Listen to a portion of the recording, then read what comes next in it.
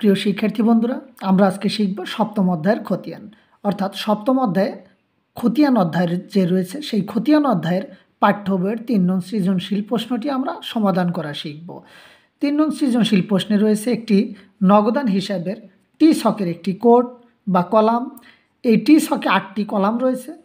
৮টি কলামের মধ্যে কিছু তথ্য দেওয়া রয়েছে। এই তথ্যের আলোকে ক নং প্রশ্নে বলছে যে মামুন এন্টারপ্রাইজের উপযুক্ত নগদান হিসাবের উদ্বৃত্তটি নির্ণয় করো। অর্থাৎ ডেবিট এবং ক্রেডিট টাকার পার্থক্য কত।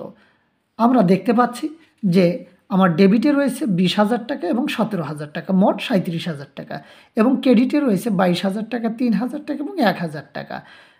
এই ৩৭,০০০ টাকার ফলাফল যেহেতু বেশি, আমরা এই ৩৭,০০০ টাকা ডেবিট সাইটের যোগফল ক্রেডিট সাইটে নেব।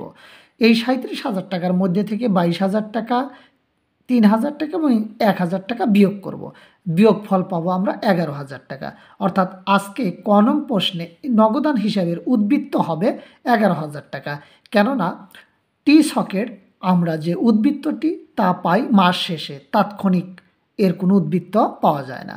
তাৎক্ষণিক উদ্বৃত্ত পাওয়া যায় চলমান জেড ছকের মাধ্যমে।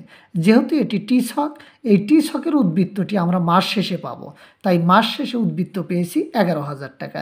এই ১১,০০০ টাকা কিন্তু ডেবিটের উদ্বৃত্ত, এই কারণে আমরা লিখেছি ব্যালেন্স সিডি, অর্থাৎ স্থানান্তরিত হইবে।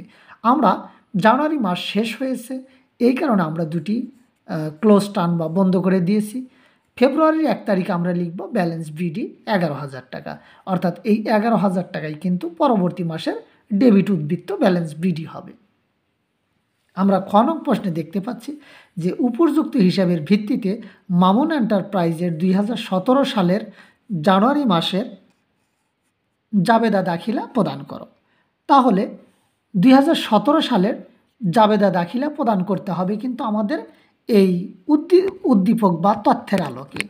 আমরা দেখতে পাচ্ছি যে ব্যাংক ১ তারিখে ব্যালেন্স বিডি, ১ তারিখের ব্যালেন্স বিডির কখনো জাবেদা হয় না। ২ তারিখে দেখতে পাচ্ছি যে ব্যাংক হিসাব ক্রেডিটে ২২,০০০ টাকা। কেন আমরা ব্যাংক হিসাব ক্রেডিটে ২২,০০০ টাকা লিখেছি? নিঃসন্দেহে নগদান হিসাব ক্রেডিট হয়েছিল, এই কারণেই আমরা নগদের বিপরীত শব্দ ব্যাংক হিসাব লিখেছি। তাহলে নগদান যদি ক্রেডিট হয়, ব্যাংক হিসাব অবশ্যই ডেবিট হয়েছিল, তাই আমরা জাবেদাই করব ব্যাংক হিসাব ডেবিট, নগদান হিসাব ক্রেডিট। যেহেতু জাবেদা করতে বলেছে, আমরা ব্যাখ্যায় লিখব ব্যাংকে জমা দেওয়া হলো ডেবিটে ২২,০০০ টাকা, ক্রেডিটে ২২,০০০ টাকা। আমরা দেখতে পাচ্ছি যে ১৫ তারিখে বেতন ক্রেডিটে রয়েছে, তাহলে নিঃসন্দেহে ক্রেডিটে এই নগদান হিসাব ক্রেডিটে লেখা হয়েছিল, তাই বিপরীত হিসাবে আমরা বেতন হিসাব ক্রেডিটে লিখেছি।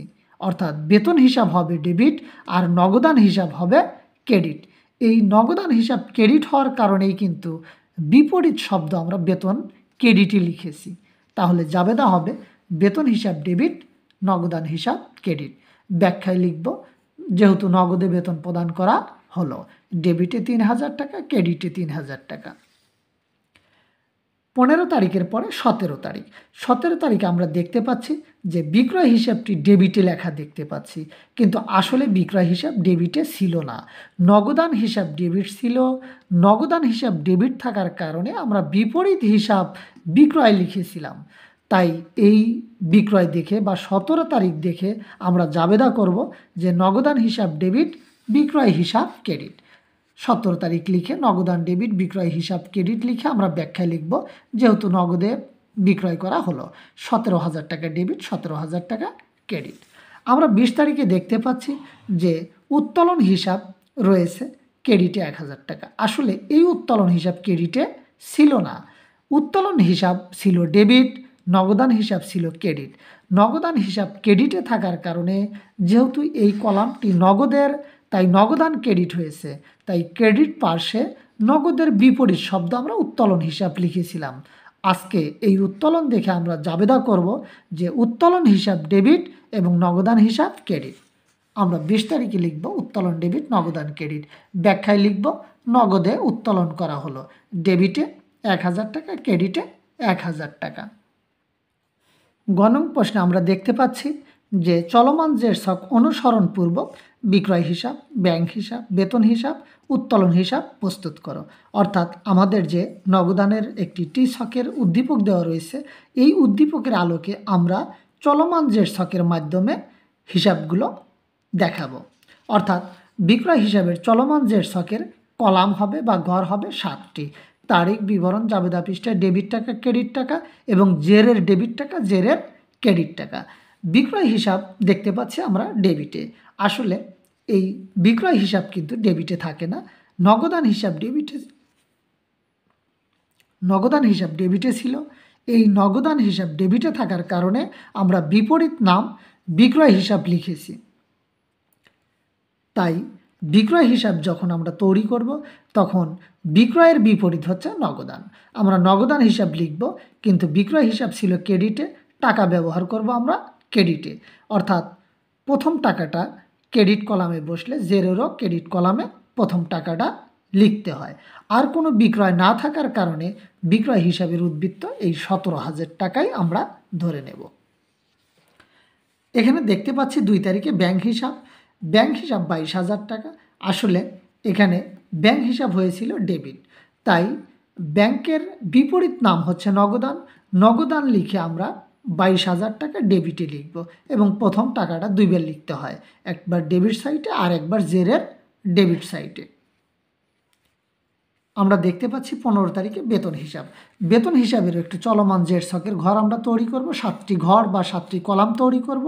এই বেতন হিসাবও কিন্তু ডেবিট হয়। তাহলে বেতনের বিপরীত হচ্ছে নগদান হিসাব। 15 তারিখ লিখে নগদান হিসাব লিখব। বেতন যেহেতু ডেবিট, টাকাটা আমরা ডেবিটের কলামে ব্যবহার করব এবং জেরের কলামেও 3,000 টাকা ব্যবহার করব। বেতনের বিপরীত নগদান, আমরা নগদান কথাটি বিপরীত হিসাবে বিবরণের কলামে লিখব। আমরা দেখতে পাচ্ছি 20 তারিখে উত্তোলন হিসাব। 20 তারিখে উত্তোলন হিসাব কিন্তু ডেবিট রয়েছে। আমরা উত্তোলন হিসাবের চলমান জের ছকে 7টি কলাম তৈরি করব। তারিখ, বিবরণ, জাবেদা পৃষ্ঠায় ডেবিট টাকা, ক্রেডিট টাকা, জেরের ডেবিট টাকা, জেরের ক্রেডিট টাকা। উত্তোলন যেহেতু ডেবিট রয়েছে, এই কারণে আমরা টাকা ব্যবহার করব ডেবিটে এবং জেরেরও ডেবিটে 1,000 টাকা ব্যবহার করব। অর্থাৎ প্রথম টাকাটি 2 বার ব্যবহার করতে হয় এবং উত্তোলনের বিপরীত হচ্ছে নগদান। তাই 20 তারিখে আমরা বিবরণের কলামে নগদান হিসাব লিখব।